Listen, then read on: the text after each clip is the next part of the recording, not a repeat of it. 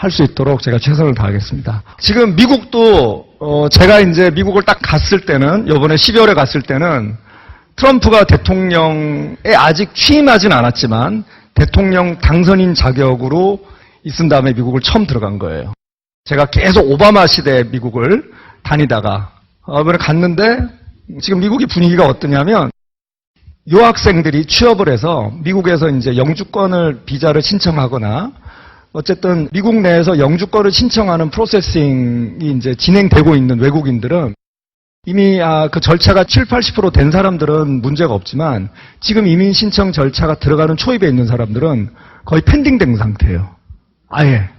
그러니까 그럴 정도로 이제 대통령은 한 나라의 최고 리더죠, 그죠? 그러니까 누가 리더이냐에 따라서 지금 굉장히 많은 것들이 바뀝니다. 이번에 트럼프가 당선되면서 가장 큰 변화가 뭐였죠? 금리입니다, 금리. 여러분들 한국에서 1억 예금해두면 얼마 못 받죠? 근데 트럼프 대통령으로 당선되면서 지금 금리가 요동을 쳐요. 지금 미국은 내년에 3번 정도의 금리 인상을 예고를 하고 있습니다. 자, 그러면 미국이 금리가 올라가면 한국 금리는 어떻게 될까요? 왜 올라가요? 한국은 그냥 과감하게 내리면 되잖아. 왜 그럴까요? 미국 금리가 높으면 이제 세계적인 투자 자금들이 금리가 높은 데다 투자하면 유리하지 않아요? 미국 금리는 높고 한국 금리가 낮으면 한국에 있는 투자돼 있는 돈들이 빠져서 어디로 갈까요? 미국으로 가요. 예, 그래서 무슨 세포막 삼투압 원리도 아니고 그래서 금리 차가 나면 금리가 낮은 곳에서 높은 곳으로 이동을 하기 때문에 이 한국은 미국 중앙 힘 센 곳에서 중앙은행 금리를 보는 거죠. 여러분들 공교롭게도 미국 금리가 낮아지면서 한국 금리도 낮아졌어요. 그러니까 미국 집값이 오를 때 한국 집값도 오르는 거예요. 그러니까 지금 만약에 이런 상황으로 금리가 만약에 그 세 차례 오르는 것이 현실화가 된다면 안 그래도 지금 한국 경제는 환자로 얘기하면 지금 굉장히 상태가 안 좋은 지금 장기 입원 치료 상태에 있는 이 환자한테 지금 링겔까지 뺏는 꼴의 형상이 되고 마는 거예요. 제가 드리고 싶은 말씀은 그래서 아메이 사업이 가치가 있는 겁니다. 지난 10년 동안 한국 아메이는 꾸준하게 성장을 해왔어요. 그럼 뭘 의미하냐면 한국 사회가 변하고 있다는 겁니다. 어떻게 변할까요? 제가 아는 후배가 저희 학교 1년 후배예요. 1년 후배인데 경제학과 출신이에요. 똑똑한 친구인데 고향이 경남 남해입니다. 10년 전에 귀향을 했어요. 농사 짓는다고. 그래서 가끔 연락이 와요. 뭐 이렇게 팔 수 없는 그런 키위 같은 거. 그런 거는 이제 좀 사달라고 연락이 오면 그때마다 이제 우리가 사고 하는데, 그 지역에 학교가 곧 폐교된대요. 왜? 그 남의 그 자기 고향에 젊은 사람들이 없으니까 아이들도 없겠죠. 학교가 최소 다닐 아이들이 없어서 폐교가 된다고 합니다. 지금 이런 얘기들 많이 하죠. 미래 가장 불안한 직업이 뭘까? 교사라는 얘기가 나와요. 왜? 교사들 다들 선호하지 않아요? 남자들이 가장 선호하는 그 신부로서의 직업 1위가, 그죠? 뭐 5위가 뭐 성격 안 좋은 초등학교 교사. 4위가 뭐 약간 좀 아닌 교사. 그렇게 해서 계속 앞에 형용사만 바뀌고 다 초등학교 교사라는 썰이 있어요. 왜? 안정적이니까. 근데 출산율이 이런 상태로 가기 시작을 하면 학교 자체가 형성이 안 되는데 교사 수요가 있겠냐는 겁니다. 제가 오늘 드리고 싶은 말씀 뭐냐면 여러분들 아메이 사업하면 어때요? 막 매일매일 막 어머님 아버님도 격려해주고 야 내가 오늘 또 한 30명 연결시켜줄게 이렇게 해요? 이렇게 하나요? 그렇지 않죠. 저희 어머님도 87세인 저희 어머님도 요새도 물어봅니다. 왜 그 아메이는 이상하다. 왜 상속을 자식한테만 하냐. 부모한테도 좀 하지. 뭐 이렇게 얘기를 막 하고 한국 아메이 본사 전화번호 가르쳐달라고 막 진짜 그렇게 얘기하세요. 요새도 계속 물어보다 얼마 버냐고. 미국 가면 가서 얼마 벌어오냐고 계속 저한테 굉장히 제가 아니고 제 그 수입에 관심이 많으세요. 한국 사회가 점점 고령화되어 간다는 거예요. 여러분들 베트남 같은 경우는 전체 인구의 60% 정도가 20대 미만입니다. 그런 나라는 어떠냐면 굉장히 생산 가능 연령 인구가 많으니까 굉장히 액티브하겠죠. 그죠? 인구 구조를 굳이 이렇게 프레임으로 만들면 피라미드 가장 안정적인 애들이 많고 우리도 옛날에 그랬죠. 저희 어릴 때도 보면 저희 집은 저하고 58년 개띠 전설의 개띠인 우리 누나하고 둘이었어요. 제가 63년이고. 그럼 옛날에 다들 그랬어. 저희 때 아이가 2명 있으면요 다 이렇게 생각합니다. 중간에 하나 죽었나 보다. 요새는 애 혹시 유치원에 좀 늦게 오면 경찰에 뭐 한 난리 나잖아요. 그죠? 근데 옛날에는 없어져도 그냥 저녁 때 숫자만 맞으면 됐어요. 그냥. 어디 뭐 갔다 오겠지. 뭐 이제 그렇게 하지. 그리고 뭐 되게 민주적이었잖아요. 그 집에 애가 5인데 막내가 제일 공부를 잘하면 첫째, 둘째가 대학 안 가고 취업해서 막내 이렇게 그 엘리트로 키우고 그 엘리트가 나중에 막 첫째, 둘째, 셋째 괴롭히는 그런 드라마도 있고 그랬어요. 막 복수의 칼을 갈고 막 그런. 그러니까 그런 시대는 이런 거죠. 일단은 산업화가 빨리 진행이 되는 겁니다. 산업화. 산업화는 뭐냐면 이렇게 생각하시면 돼요. 제가 어릴 때 저도 이제 대구 출신이거든요. 제가 이제 중학교 1학년까지 대구에서 다니다가 이제 서울로 전학을 갔는데 저희 때 저희 집이 어디였냐면 수성교를 넘어오면 좌측은 대봉동이고 그 우측은 삼덕동이에요. 제가 이제 삼덕초등학교를 나왔는데 그 건너자마자 그 대로변에 저희 집이 대구 약국이라고 약국을 했어요. 저희 집이. 근데 이제 그 약국은 되게 좁아요. 그러니까 그냥 살림 방이 하나 있고 저희 진짜 집은 수성못 그 유원지 거기에 이제 상동이라는데 거기 이제 집이 있었어요. 그러면 그 제 초등학교 때는 화장실 가는 게 그렇게 무서워요. 왜냐면 화장실이 밖에 있잖아. 그럼 막 그때 뭐 안에서 빨간 손이 나온다, 파란 손이 나온다 이런 얘기들도 많았고 근데 저희 집도 되게 큰 집이었어요. 되게 큰 집이었는데도 화장실은 밖에 있었어. 어쨌든 외갓집이 포항인데 그때 제 초등학교 때 그때 외할아버지네 집이 다 허물고 양옥이란 걸 지은 거예요. 양옥. 그때 정말 갔는데 그 양변기 지금 너무나 당연한 그러니까 산업화가 되면 이렇게 됩니다. 시골에서 도시로 사람들이 이동을 하고요. 왜냐하면 이 산업화는 공장이 중요하기 때문에 이 산업자본주의가 진행이 되면 인구가 많고 그러니까 집을 사두면 올라가고 뭐 그리고 어때요? 기업들이 계속 생산시설을 확충하니까 기업이 투자를 많이 해야 돼요? 안 해야 돼요? 많이 해야 되죠. 그러니까 돈값이 올라가죠. 그러니까 금리가 옛날에는 14%, 15% 그랬어요. 14%, 15%. 근데 그것도 성에 안 차서 다들 개를 냈습니다. 개라는 게 있어요. 개. 여기 오늘 전체적으로 분위기가 젊은가 보다. 저는 얘기를 못 알아듣는 거 보니까 어쨌든 뭐 그런 거 하고 그건 옛날 얘기예요. 옛날 얘기. 그러니까 뭐든지 그러니까 그때는 좋은 대학 가면 20, 30년은 보장되고 이런 시대가 있었어요. 근데 지금은 어떻죠? 지금은 잘 한번 보세요. 제가 27살에 결혼을 했다고요. 근데 저희 때 한 30 정도가 돼도 결혼을 못하면 신체에 무슨 이상이 있나 아니면 30 정도 됐는데 아가씨가 결혼을 못하면 성격에 문제가 있나. 요새 30에 결혼하면 엄청 빨리 하는 거 아닙니까? 그러니까 지금 자세히 보면 지금 저희 아들이 25, 우리 딸이 20살이에요. 근데 보면 우리 아들이 요새 얼마 전에는 우리 아들은 뭐 하냐면 퍼스널 트레이너. 그 피트니스 퍼스널 트레이너인데 제가 이제 제 꿈이 우리 아들이 성인이 되면 아들과 함께 맥주 한 잔 마시면서 인생을 논하는 게 제 드림이었어요. 근데 우리 아들이 20이 딱 되니까 술을 안 먹어요. 이 몸 만드는 애들은 술 같은 거는 먹진 않은 거니까 앞에서 이렇게 아빠랑 같이 있어주게 먹으래. 우리 아들 나 쳐다보거든. 먹으면 알코올 중독 갖고 좀 이상하더라고 집에서. 그래서 이제 안 먹는데 우리 아들만 해도 아빠 나 뮤지컬 보러 가 그러면서 누구랑 가? 그럼 혼자 간대요. 요새 왜 혼밥 쪽, 혼술 쪽 이런 얘기 들어보셨죠? 혼자 밥 먹고 혼자 술 먹고 그게 드라마 주제가 되기도 하고. 벌써 요새 아이들은 저희들이랑 굉장히 많이 달라요. 그러니까 옛날에 과거에 사랑하고 결혼하고 출산하고 이 패턴이 우리가 그때 생각했던 이 패턴이 아니라는 거예요. 한국 사회가 전체적으로는 어떻게 되어가고 있다? 좀 늙어가고 있다. 근데 거꾸로 이게 아메한테는 기회입니다. 87세인 저희 어머님은 저한테 이렇게 얘기해요. 너 자꾸 강의 같은 데 가서 내 얘기하지 마라. 저작권료도 안 줄 거면서 왜 자꾸 나를 팔아먹냐 이렇게 얘기를 하시는데 저희 어머님이 사실이니까 저는 87세신데도 얼마 전에 약간 폐렴이 있으셨는데 난리가 났어요. 왜? 보통 87세 폐렴 정도가 있으시면 이제 임종을 준비하면서 병원은 가서 뭐하니 이렇게 얘기하면서 저한테 네가 버릇이 나빠질까 봐 그동안 얘기 안 한 용인에 땅 100억이 있다 뭐 이런 얘기를 할 줄 알았는데 뭐 땅은 무조건 없는 데다가 난리가 나세요. 빨리 병원에 가봐야 된다고. 병원에 가면 이제 저희가 의사들 진단할 때 이제 보호자가 따라 들어가거든요. 어르신들은. 그럼 이제 그 의사가 처방을 할 거 아니에요. 뭐 이렇게 한다 그러면 저희 어머니 약사시니까 의사를 가리켜요. 아닌 것 같은데? 의사가 처음엔 웃으시다가 또 뭘 처방해달라면 안 하셔도 됩니다. 딱 하고 저한테 이렇게 눈짓을 해요. 모시고 나가라고 그래서 엄마 빨리 나가자. 이제 나오는데 과연 고령화가 되면 사람들은 죽음을 준비할까요? 아니면 남은 여생을 더 건강하게 살기를 원할까요? 네, 맞아요. 아메이가 좋은 거는요.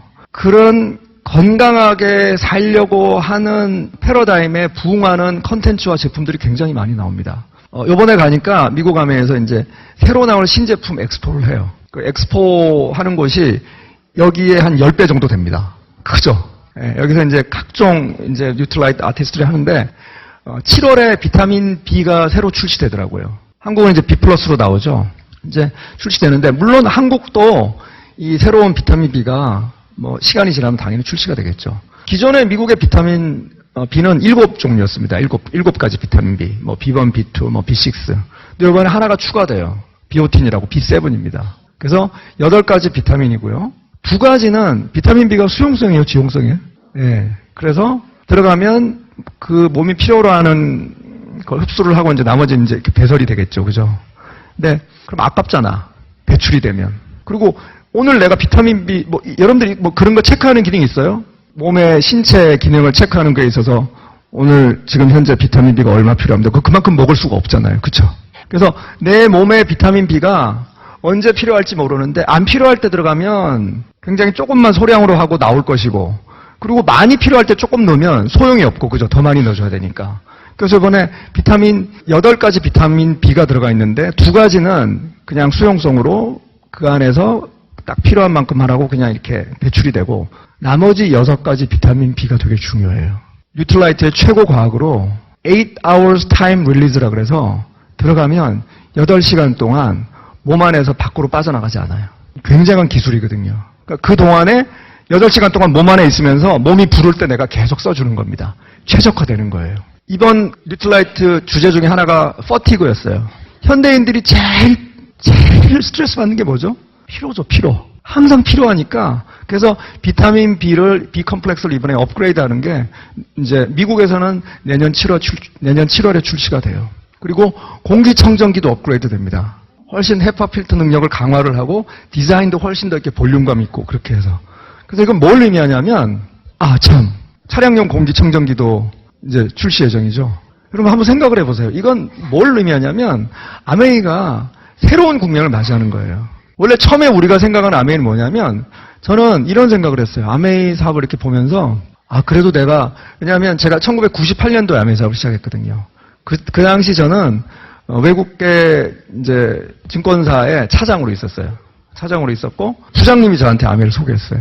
제가 차장이고 부장이고. 그러니까 부장이 차장한테 소개하면 어떤 일이 벌어질까요? 그냥 가는 거예요. 내 인사고과자니까. 예. 근데 저는 너무 신기했던 게 그러니까 그 부장님이 굉장히 유명하신 분이고 우리나라 최고의 여기 저랑 같이 이제 동양 대구고 경북고 출신의 서울대 경영학과, 서울대 대학원 경영학과의 대우경정고 출신의 정말 엘리트 중에 엘리트고 이 카리스마가 대단하신 분이에요. 근데 어느 순간에 저한테 쭈삣쭈삣하더라고. 이 차장 계속해서 나한테 돈을 꼴라 그러나? 이분이 나한테 돈을 꼴 일이 없을 뿐인데. 그래서 뭐 같이 이제 골프 치러 가면 때는 2인이 이제 2사람이 타는 거. 요새는 골프장이 이제 5인이 타서 그 캐디가 직접 운전하고 이제 라운딩하는 4명이 이제 타는 게 요새 그렇게 되는데 옛날에는 2사람이 이렇게 한 사람이 운전하고 옆에 타고 이제 그렇게 2인 카트였어요. 이 차장 나랑 같이 타자고 계속 그러면서 그 골프장에서 저한테 처음으로 얘기를 한 거예요. 계속. 이 차장 내가 요새 있잖아. 인생에 변화가 있어. 그러더라고요. 그래서 내가 좋으시겠어요. 근데 뭐예요? 그러니까 어쨌든 내가 이 일을 알게 된부터는 막 너무 행복감에 젖어 있고 기분도 좋아지고 그래서 내가 무슨 단전호흡 같은 거를 하시는 줄 알아서 그러냐고. 그래서 이제 계속 그 얘기를 하시니까 그래서 하면서 이제 드디어 그 다음 주에 저한테 이 차장 화요일 날 시간 되냐고 저녁 때. 그래서 제가 그런 느낌이 있잖아요. 어쩐지 좀 가면 안 될 것 같은 느낌이 있어서 제가 저녁 때 저녁 약속이 있다고 형님이랑 제가 그래서 그래? 그때 저희 부장님의 김 부장님의 그 멘트가 저한테 이렇게 딱 저를 이렇게 떵 때렸어요. 뭐라 그랬냐면 괜찮아 매주 화요일마다 있으니까 이렇게 얘기를 해가지고 내가 그럼 뭐지 싶어서 그 다음 주에 바로 가기로 했어요. 그러니까 가서 사업 설명 듣습니다. 뭐 이런 쾌적한 곳도 아니고 그냥 강남의 지하에 한 15평 정도 되는 그런데 막 사람들이 막 빼곡하게 앉아 있더라고요. 뭔지도 모르니까. 그때는 이렇게 초청을 하면 아메이라고 얘기를 안 하고 초청을 해요. 하면 뭐 난리가 나니까. 그러니까 그냥 무조건 데리고 가는 거야. 그러니까 그분도 그 시스템에 따라서 그렇게 하신 거죠. 그죠?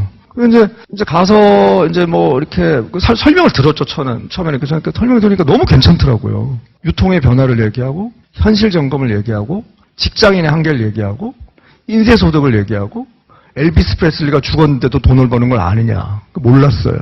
그리고 유명한 소설가들은 인쇄소득을 버는데 아메이는 생필품으로 그걸 번다. 치약 뒤에 꿈이 숨어 있다고 그러더라고요. 그래서 내가 뭐 뒤에 뭐가 있다고?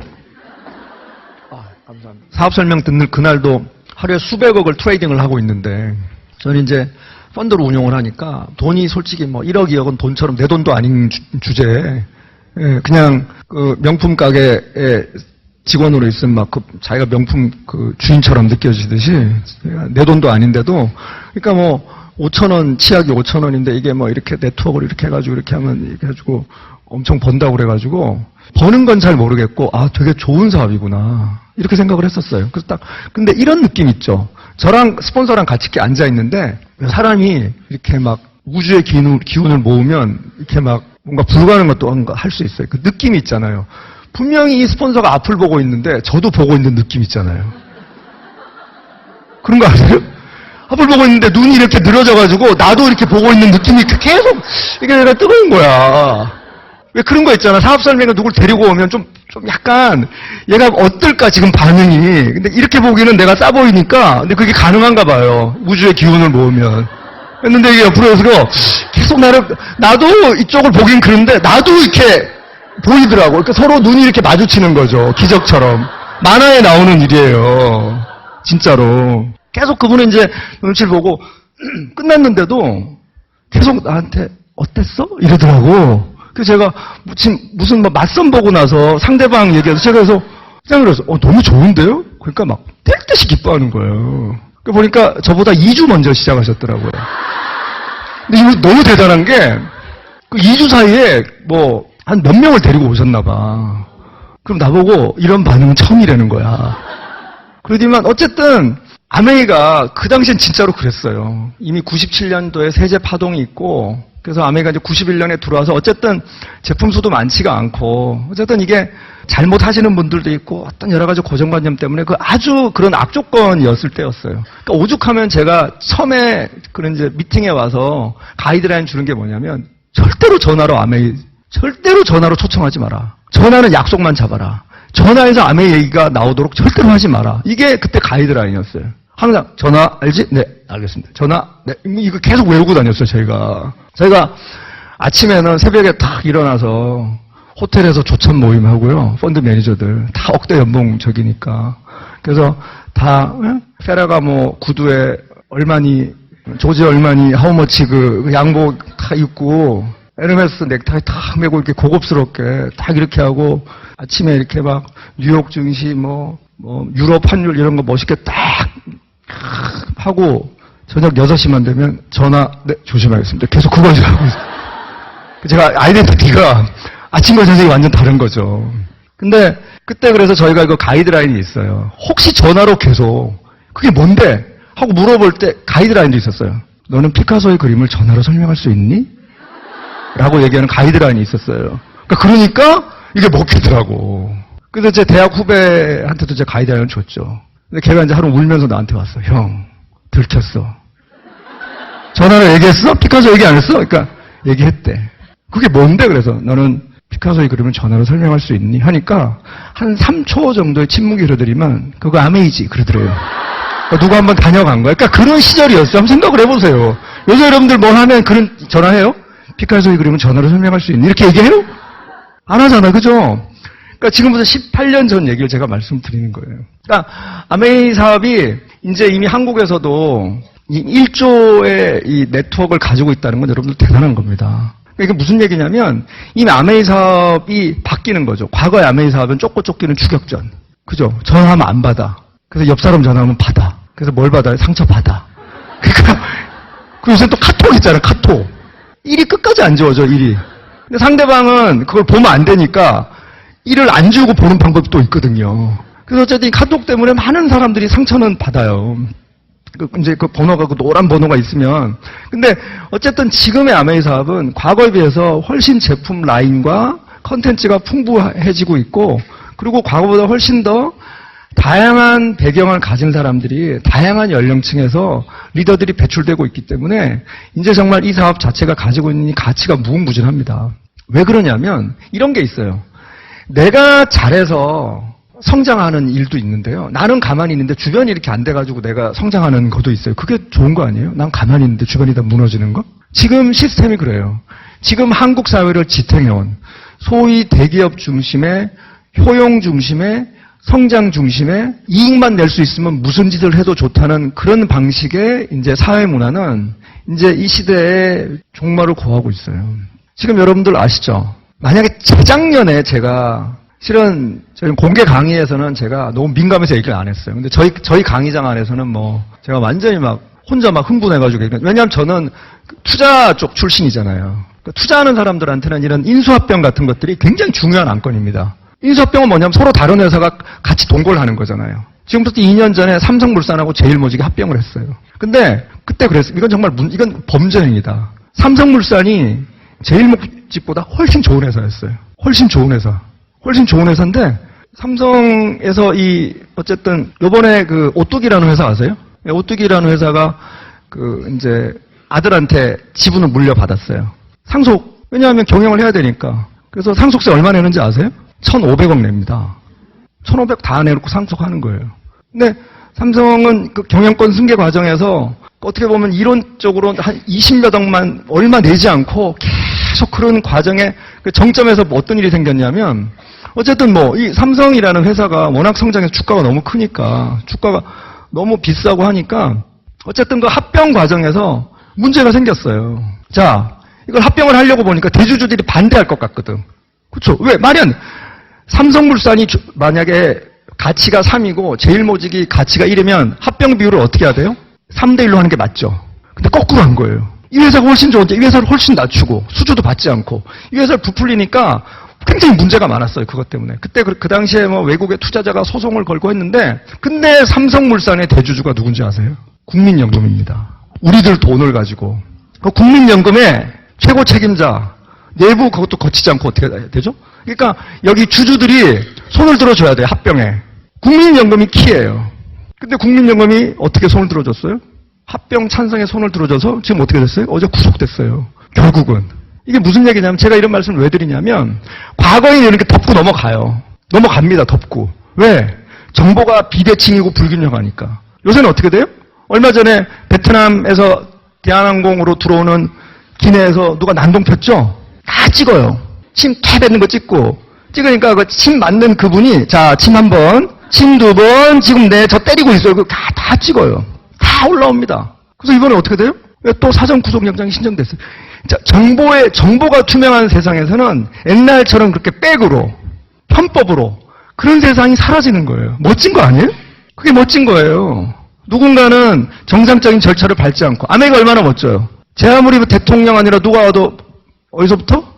3%부터 시작해야 돼요. 그렇죠.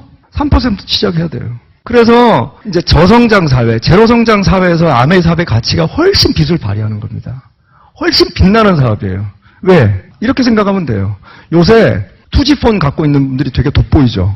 투지폰을 갖고 있는 것 자체가 특이한 거잖아. 투지폰은 놔두면 가격이 엄청 올라갈 거예요. 희소 가치가 있어서.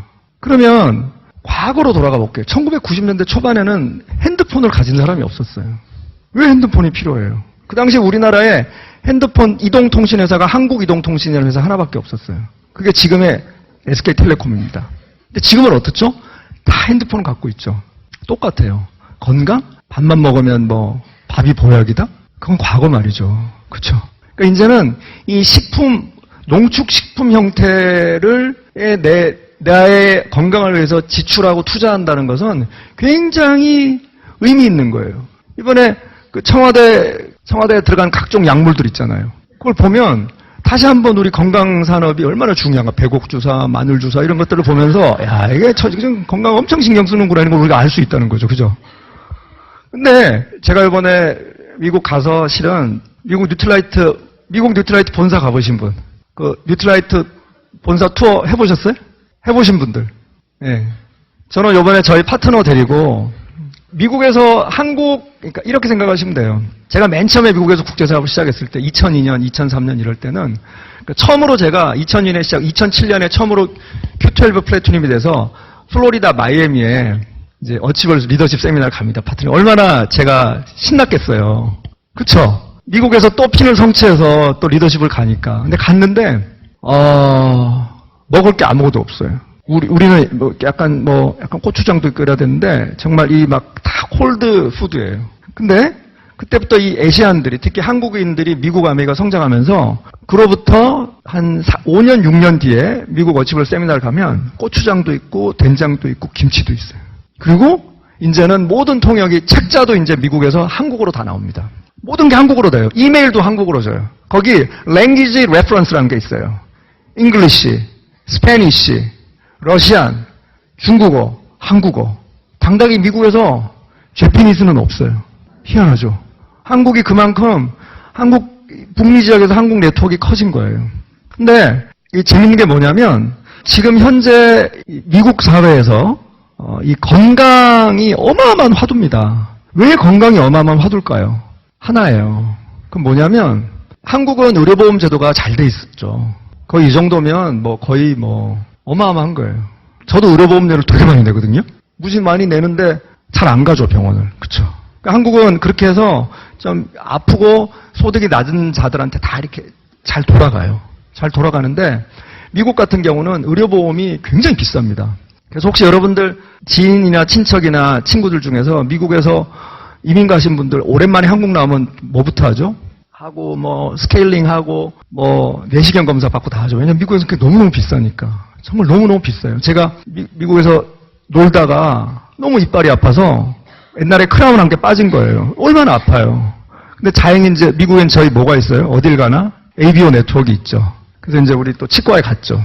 갔는데 이렇게 얘기를 하더라고요. 웬만하면 진짜 실비로 해주겠는데 크라운을 씌우는 것 자체가 2,000불이래요. 240만 원.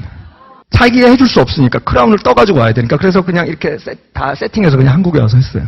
그러니까 워낙 그런 게 비싸니까 미국 캘리포니아에는요 모든 초중 고등학교에 탄산음료 밴딩 머신이 법적으로 금지되어 있습니다.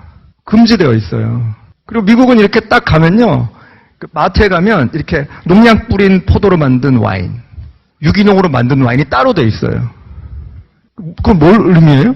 그냥 그걸 보고 그러니까 소비자들한테 굉장히 투명하게 돼 있어요. 그리고 올가링은 당연히 비쌉니다. 당연히 비싸요. 그러니까 그게 정상이에요. 그렇게 되어 있어요. 자 그러면 한국 사회는 그렇게 안 돼요. 한국은 지금 GMO 표시가 돼요, 안 돼요? 안 되죠. 네, 맞아요, 안 돼요. 그러면 이 먹거리에 대한 이 시장, 먹거리에 대한 이런 소비자들의 어떤 그런 스마트한 소비자들의 어떤 그런 욕구 같은 것들이 과거와 달리 굉장한 어떤 그런 정보 이런 것들이 분출이 될 거예요. 그게 어떻죠? 아메이 사업이랑 굉장히 밀접한 연관이 되어 있다는 거예요. 얼마 전에 가습기 그 문제 때문에 그런 것들을 봐도 알 수 있다는 거예요. 그래서 저는 이런 생각을 합니다. 드디어 학력을 가진 자, 좋은 인맥을 가진 자가 성공하는 시대가 지났고 학습의 시대가 왔다.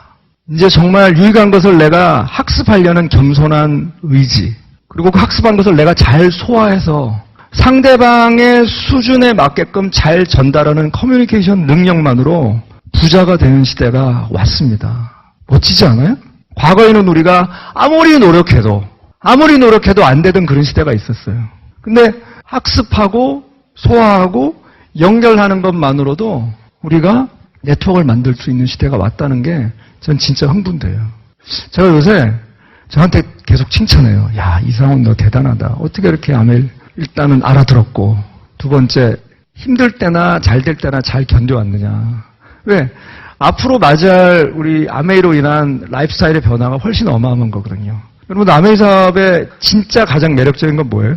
여러분들 혼자 성공하실 수 있어요? 제끼고 경쟁하고? 안 되죠? 여러분들이 진짜 아메이 사업, 아메이 방식의 성공은 어떻게 돼야 돼요? 내가 후원한 파트너가 잘 돼야지 내가 돼요. 그래서 어제 저희가 연말 이제 모임을 했는데 플래티넘 이상 분들은 이제 올라와서 이제 무대에서 스피치를 좀 했는데 다들 너무 그러더라고요. 이제 막 특히 중학생 아이를 둔 엄마들이 너무 힘들어 하더라고요. 나와서 내년도 목표를 얘기라고 했더니만 자기가 지금 그게 올라가면서 까먹나 봐. 5초 전에 올라가면서 지금 딸 때문에 너무 힘들다. 그러면서 하면 뭐, 애가 뭐 귀를 뚫었다. 그러니까 뒤에서, 코 안 뚫은 게 어디야. 정상이 아니라 우린 뒤에면서, 우린 다 애들 다 겪어봤으니까 질풍노도의 걔네들. 그렇잖아요. 걔네들하고 대화가 안 돼요, 어차피. 오죽하면 북한에서 중딩들 때문에 무서워서 안 내려온다는 그런 얘기가 있을 정도인데, 새로운 인류라 그래요, 중2. 새로운 인류라고 얘기해요. 지구에는 3가지 인간이 있다. 남자, 여자, 중2. 뭐, 그렇게 얘가 있을 정도인데, 너무 힘들어 하면서 이제 얘기를 하니까, 그래서 아이하고 너무 힘들었는데, 마음을 바꿔 먹었다는 거야. 어제도 이제 좀 되게 까탈스러운 파트너한테 가서 자기가 다 참고, 관계가 우선이기 때문에 길게 보고, 왜냐면 지금 그렇게 되면 아무것도 안 되니까, 이제 뭐, 그런 얘기를 했어요. 그런 얘기를 하니까 이제 그 다음에 또 이제 저희 이제 의사 선생님, 리더분이 또 올라오셔서 얘기를 하면서 자기도 중2 아들이 있는데 힘들어 하면서 그러니까 왜 리더들 그 내년 목표를 얘기를 하면 다 자식 얘기를 하는 거예요. 그래서 거기서 해법이 나왔어요. 자식을 파트너처럼 대해봐라. 아무 문제가 없다. 길게 보고. 그죠? 얘가 계속 중2에 머무는 건 아니잖아. 네, 그래서 막 어제 막 그런 얘기 하면서 그래서 관계가 중요한 시대가 왔다는 거죠. 관계가.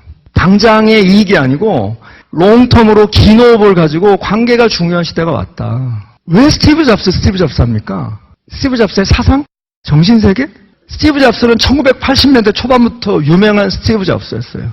근데 지금 왜 남녀노소 글로벌리 이렇게 스티브 잡스에 대한 어떤 그런 어떤 영향력이 있을까요? 정신세계일까요? 제품일까요?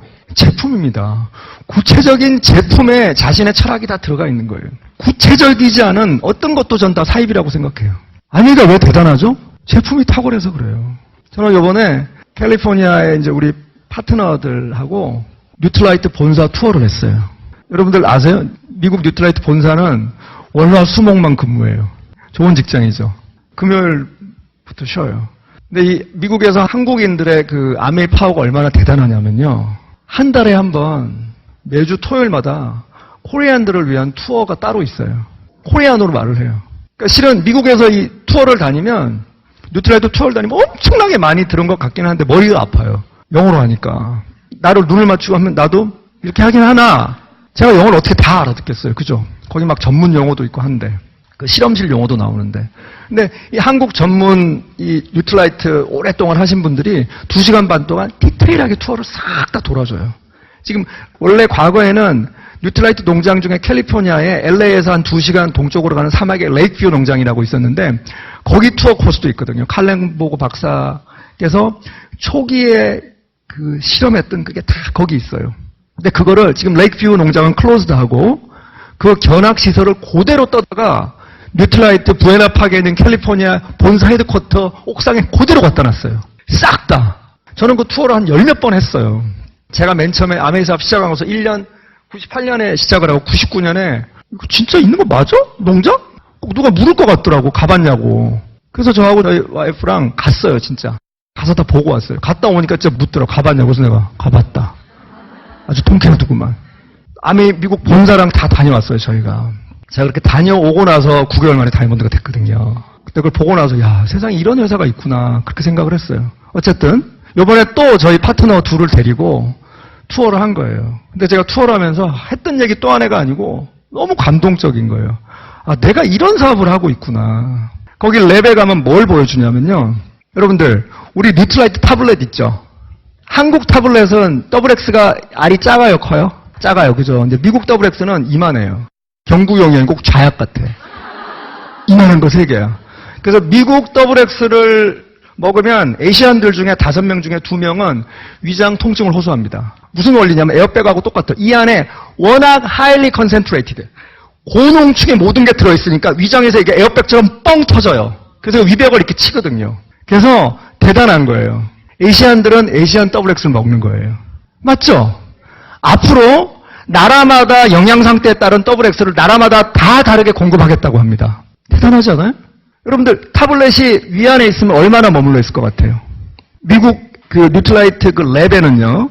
실제로 위 산하고 똑같은 환경에서 이 태블릿이 들어갔을 때 얼마 만에 녹는지를 실험하는 그 실험이 있어요. 얼마 만에 20분 안에 반드시 녹아서 밑으로 내려가도록 설계가 돼 있어요.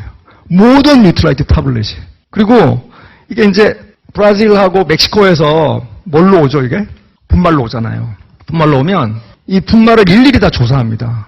그 다음에 그걸 농축해서 타블렛을 만들어서 랜덤으로 하나를 찍어요. 그래서 성분이 제대로 들어가 있나 조사를 해서 만약에 이게 문제가 생기면 그 라인엔 그 모든 걸 다 어떻게 돼요? 다 폐기합니다. 우리가 먹는 저는 실은 여러분들 더블X 떨어지면 어떻게 해요? 이런데 바닥에? 털어서 먹어야 돼요. 아 진짜예요. 저는 다 털어서 먹어요. 왜? 이게 얼마나 진짜 뉴트라이트는 약간 또라이 같은 회사인 게 아무도 기준을 안 정해서 지 혼자 기준을 엄청 높게 정해가지고 집에서 혼자 무술 단련한 그런 사람들 있잖아. 지 혼자 기준을 가지고 지가 막 기준을 내기는 회사예요. 그러니까 그런 식의 것들이 굉장히 많아요. 그리고 또 이런 게 있죠. 원래 비타민C 같은 경우 원래 그냥 그거 자체로 나오면 알이 이렇게 되는데 우린 작은데 왜 그렇게 되는지에 대한 그러니까 팜 자체가 너무너무 대단한 것도 있지만 이 팜에서 온 이 원료들이 어떻게 우리 몸에서 최적화되어 갈 수 있는 것들에 대한 시뮬레이션을 계속 하고 있는 회사고 앞으로도 이걸 계속 하는 게 저희 파트너라는 거예요. 여러분들 그 주변을 잘 보면요. 실은 대부분 사람들이 죽을 병은 아니지만 건강상의 문제들을 실은 가지고 있어요. 그렇죠. 다 조금씩 가지고 있습니다. 근데 그게 이런 식습관의 변화라든가 영양과 관련된 그런 솔루션을 가지면 해결할 수 있는 것도 굉장히 많아요.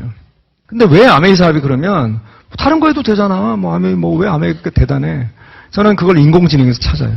제가 지금부터 여러분들한테 드리는 말씀을 잘 들으세요. 이건 집에 가서 여러분들의 자제분들한테 꼭 얘기를 해주세요. 미국 백악관 사이트에 들어가면 미국 백악관에서 작성한 전문 보고서들이 있습니다. 이번 10월에 굉장히 의미 있는 보고서가 나왔어요. 백악관 사이트에 들어가면 있는데 안 들어가실 거잖아요. 그죠? 제가 말씀드릴게요. 왜냐면 다 그걸 할 수가 없어요. 그래서 이런 모임이 있는 거예요. 요약한 것만 있으면 되지. 그걸 왜 다 55페이지인가 그런데. 글씨도 엄청 작아요. 거기에 이런 내용이 쓰여 있습니다. 주제는 뭐냐면 미국 정부 백악관의 레포트예요. 민간 연구소가 아니고 미국 백악관에서 이런 레포트를 냈어요. 인공지능. 지금의 키워드는 인공지능이다. 현재 인공지능의 기술 발달은 어느 수준으로 와 있냐면 타고난 사람 말고 평균적인 사람이 일반적인 숙련된 업무를 하다가 실수를 저지르는 비율이 평균 15% 정도 된대요. 지금 현재 인공지능은 15% 미만으로의 실수를 저지른답니다. 사람보다 낫다는 거죠. 그래서 이런 표현을 합니다.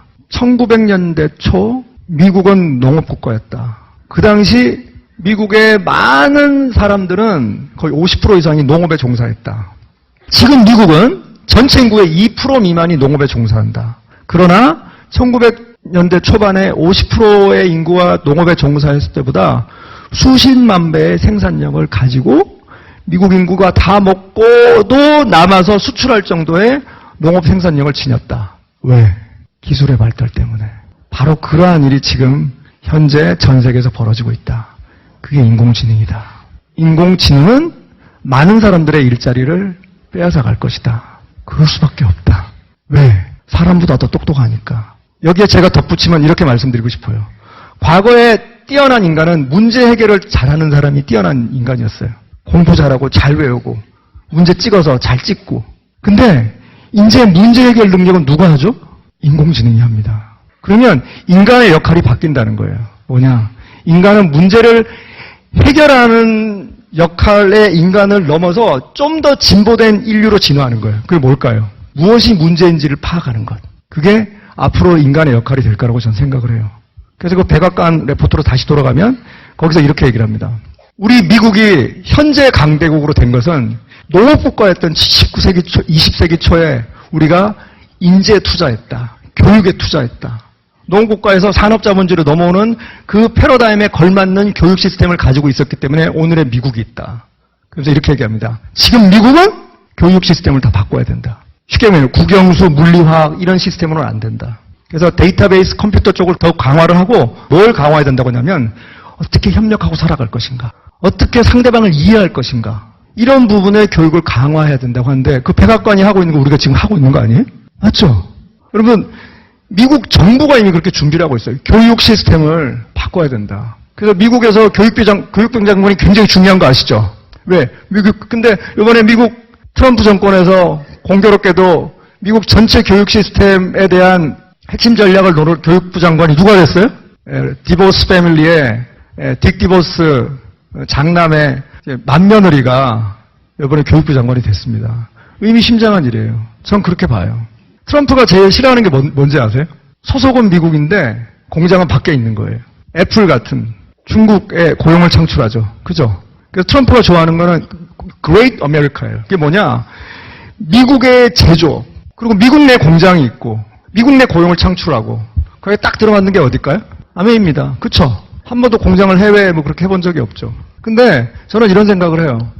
아메이 사업은 이렇게 인공지능 이런 식으로 돼가면서 아메이 사업이 새로운 한 단계 레벨업된 형태로 아메이 사업이 아마 진화해 나갈 거라고 저는 확신을 해요. 왜냐하면 이번에 제가 샌프란시스코, 저는 매년 연말은 샌프란시스코에서 전 보내요. 작년에도 샌프란시스코 보냈고 올해도 샌프란시스코 보냈고, 왜 제가 샌프란시스코 보내냐면 저한테 샌프란시스코는 되게 이렇게 기운이 좋은 곳이에요.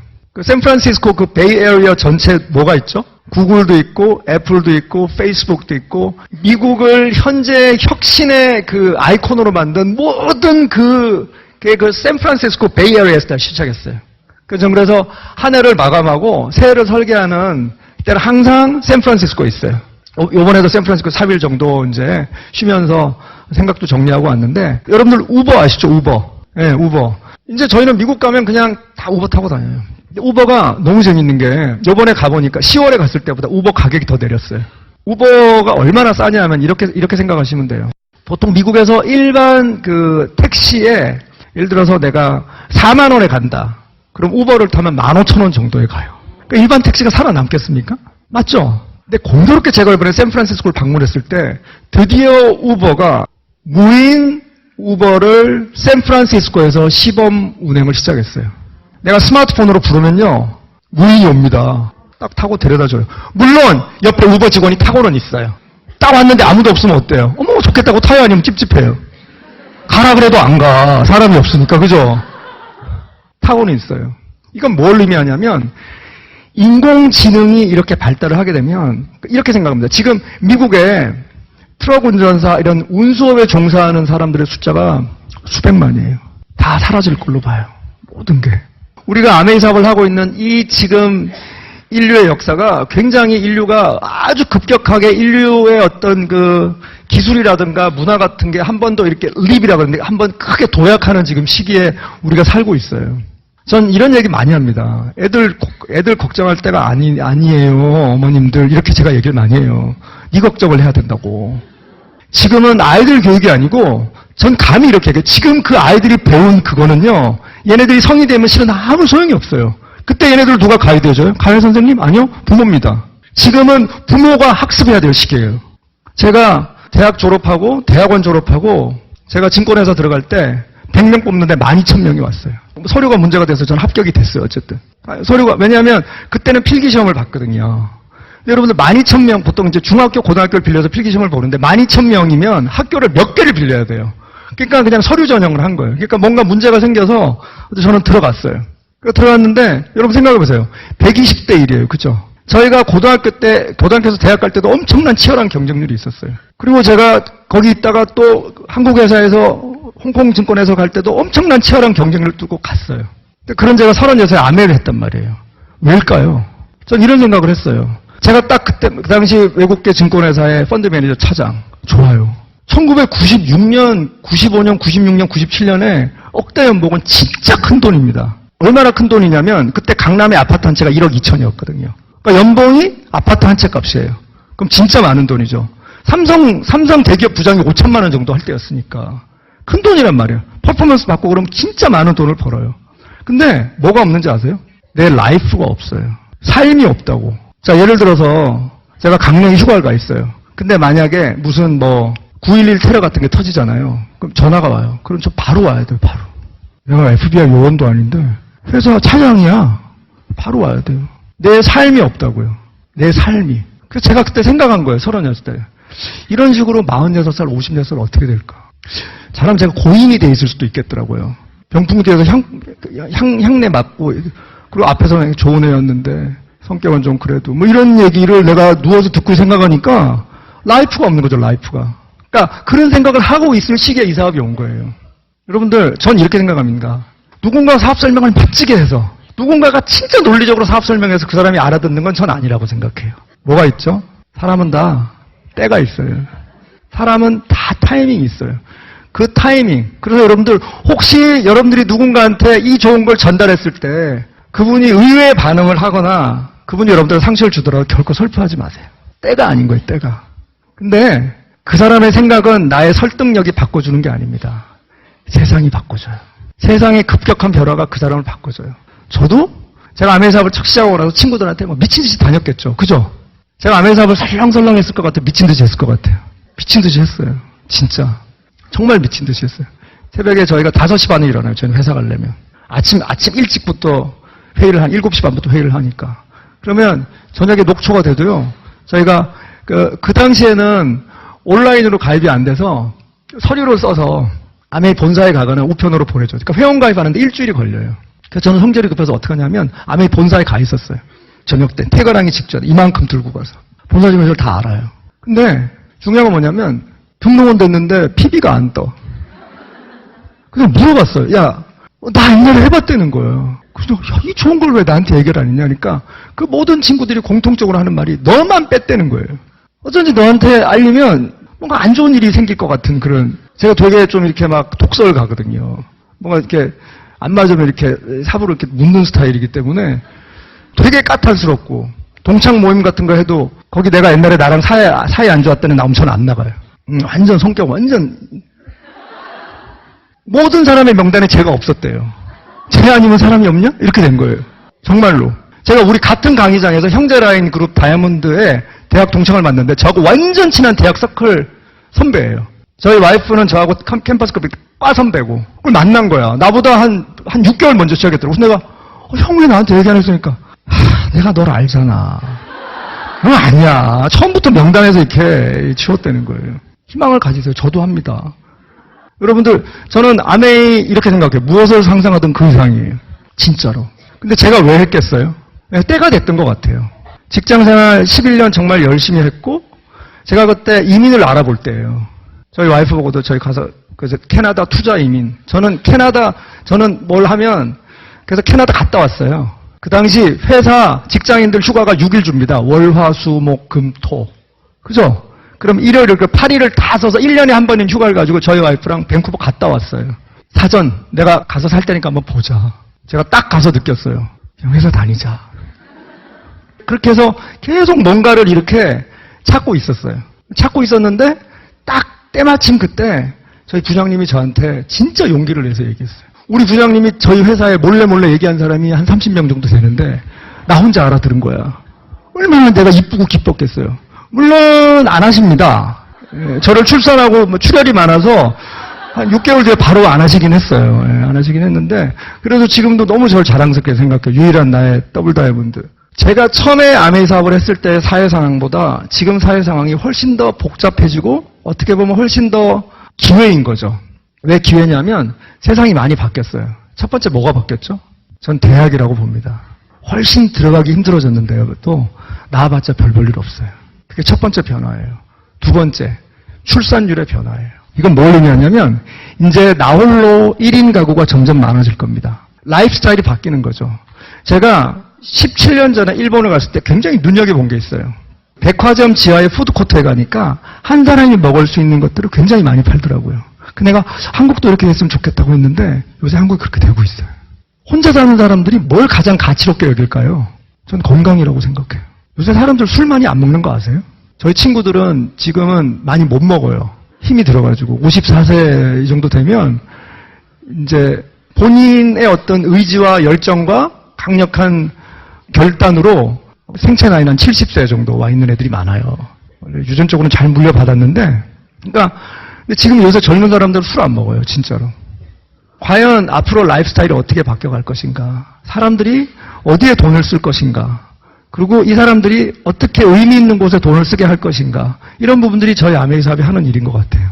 아까도 말씀드렸지만 학습으로 부를 축적할 수 있는 역사적인 시대가 개막이 됐어요. 여러분들.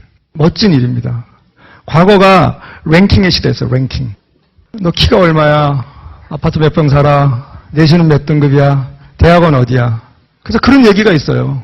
재밌게 들은 건데 결혼의 듀오 이런 데 있죠. 성사시켜주는데 그런 데 가면 이렇게 등급이 있대요. A, B, C, D, E. 남녀가. 또 이상하게 남자 A는 B를 원하고요. 남자 B는 C를 원하고 남자 C는 D를 원하고 좀 똑똑한 사람은 좀 부담스러워한대요, 여자분이. 그리고 나이가 들면 여자가 더 똑똑해지는 건 사실이거든요. 저희 집 같은 경우는. 그래서 이제 D는 E를 원하고 그래서 이렇게 남는데네? 남자 제일 2등급하고 A등 이렇게 남는데요. 근데 한번 볼게요. 이게 제가 이건 그냥 우스갯소리로 하는 얘기인데 이게 랭킹 시대의 전형적인 우픈 일이에요, 이게. 근데 이 랭킹 시대는요. 랭킹 시대의 핵심이 뭐죠? 경쟁이죠, 경쟁. 컴피티션. 살아남아야 돼요. 그래서 살아남지 못한 애들 뭐라고 그래요? 루저라고 합니다, 루저. 전 이 시대는 끝났다고 봐요. 이제 뭐냐면 사람은 다 조금씩 하자가 있어요. 그렇지 않아요? 자세히 살펴보면. 때때로 그냥 바로 봐도. 이제는 랭킹이 아니고 링킹의 시대입니다. 링킹. 링킹이 뭐죠? 내가 학습한 것을 누군가가 필요한 데 연결시켜주는 걸 하는 거예요. 링킹 시대는 컴피티션, 경쟁이 아니고 콜라보라 그럽니다. 콜라보, 협력의 시대. 같이 가는 거예요. 줄서기 하는 게 아니고 같이 가는. 사람들은요. 자기가 능력을 발휘할 수 있는 타이밍이 있어요. 그게 어떤 애들은 초등학교고요. 어떤 애들은 고등학교고요. 어떤 애들은 40세에 나타나기도 해요. 그게 지금 현재 교육 트렌드의 새로운 핵심입니다. 인간은 누구나 가능성이 있다. 우리 아메리카 그렇지 않아요? 다 그렇게 보죠. 다 가능성이 있다고 보는 겁니다. 여러분들 혹시 뭐 생각보다 잘 못하고 그 점심 집에서 맛있게 먹고 있는데 아메에서 연락 와요? 네, 한국 아메입니다. 뭐 하세요? 그래서 밥 먹고 있습니다. 지금 밥이 넘어가나? 이렇게 전화는 안 하잖아. 응? 여러분들이 뭐 혹시 이번 달에 목표 달성 못하면 스폰서가 막 어디 끌고 가가지고 막 반성문 쓰고 막 잘해라 뭐 이렇게 안 하잖아. 그죠? 회사는 그렇게 합니다. 회사에서 제일 많이 듣는 말이 뭔지 아세요? 밥값 해라, 밥값 해라. 회사는 그렇게 해요. 평생을 못 바쳐도 뭐가 있어요? 크레딧 카드에 익스파이어 데이트 있듯이 유효 기간이 있어요. 지금 아메이 사업은 가치는요. 당장 여러분들이 다이아몬드가 안 돼도 라이프타임 잡이라는 거예요. 이렇게 평생 할 수 있는 일이 어디 있어요? 그렇지 않아요? 저하고 경쟁에서 협력으로 가는 것이 되게 굉장히 중요하다는 걸 백악관 이번에 보고에서도 얘기했습니다. 전 이렇게 생각해요. 기존의 교육 체제로는요. 결코 행복한 삶을 살 수가 없어요. 시스템이 되게 중요해요. 우리가 이 안에서 같이 공유하고 배워나가는 이게 전 정말 멋지다고 생각을 합니다. 우리가 탁월해서 누군가가 우리한테 영향을 받는다고 생각하지 않아요. 만약에 인간한테 그런 능력이 있으면 아마 인간은 하늘 끝까지 교만해서 올라갈 것 같아요. 근데 이건 있는 것 같아요. 우리가 지속적으로 꾸준하게 정보가 전달되면 그건 가능하다고 생각해요. 사람이 이상하게 뭔가를 하나 생각하면요. 그에 걸맞는 자료를 찾아내는 그런 능력을 누구나 가지고 있는 것 같아요. 직장 동료한테 이제 아침에 출근하면 딱 올라오면 어이 탐, 굿모닝. 주차 잘했어? 응. 옆에 있는 차 색깔 봤어? 아니? 옆에 있는 차 색깔을 왜 봐요? 그죠? 아침에 안 그래도 출근 자체가 기분 나쁜데 화요일날 또 물어본대요. 에이 탐, 굿모닝. 주차 잘했어? 응. 옆에 차 색깔 봤어? 왜? 그러니까 목요일 정도가 짜증 이빠이 내다가 금요일 날은 주차하면서 옆에 차 색깔을 본대요. 왜? 뇌는 반복에 반응을 하니까. 여러분들 사명감을 가지고 누군가한테 반복해서 정보를 전달하십시오. 커뮤니케이션 하지만 어떻게 하셔야 된다고요? 지속적으로 반복적으로 했을 때 반응이 온다는 겁니다. 저는 어떻게 하다 보니까 국제사업을 하게 됐어요. 하려고 한 건 아니에요. 만약에 앞으로 석유의 시대가 가고 전기의 시대가 온다면 자동차에서 엔진이 사라진다면 많은 혁신적인 변화가 일어날 겁니다. 그럼 여러분들 보고 제가 전기차 사업에 뛰어들으라고 얘기할까요? 테슬라의 딜러가 되라고? 아니요. 그런 변화가 우리 삶의 현대인의 삶에 영향을 미치는 그 중심에 전 반드시 아메리카가 리딩을 한다고 생각해요. 그 사명감이 있으니까 하는 거예요. 제가 우리 아들이 지금 미팅을 나오는 이유 중에 하나는 그냥 사람은 다 자화자찬 자뻑으로 살잖아요. 제가 했던 얘기라고 저는 그냥 감히 추측을 해요. 하루는 저랑 앉아서 제가 얘기를 했어요. 미국 1일 날 제가 미국 매월 보여줬어요. 하루에 일어난 매출. 제가 이렇게 얘기했어요. 승준아, 아빠가 미국에 매일 가 있진 않아. 근데 보여줬어요. 이건 뉴욕 매출, 이건 시애틀 매출. 오늘 하루 일어난 매출이야. 이게 왜 일어났겠냐? 나보고 이 사람들이? 내가 강매해서? 제가 이런 얘기했어요. 그러면서 아빠가 이 사업을 하는 이유는 아마 애플보다 구글보다 페이스북보다 아메리카가 더 오래 갈 것 같아. 그게 아빠의 비전이야. 네 아들, 내 손자 때도 아마 이 사업은 건재할 것 같다. 라는 얘기만 딱 했어요. 그러고 나서 2주 있다 나왔으니까 나 때문에 나오지 않았을까? 저는 이제 그렇게 생각을 해요. 어쨌든 더욱더 헌신하시고 더욱더 지속적으로 반복적으로 거절의 파도 위에서 서핑을 즐기시면 여러분들이 아마 멋진 자유의 섬에 도착하실 거라고 믿고요. 2017년 건강하게 성장하는 한 해 되시기 바라고 해피 뉴 이어 새해 복 많이 받으세요.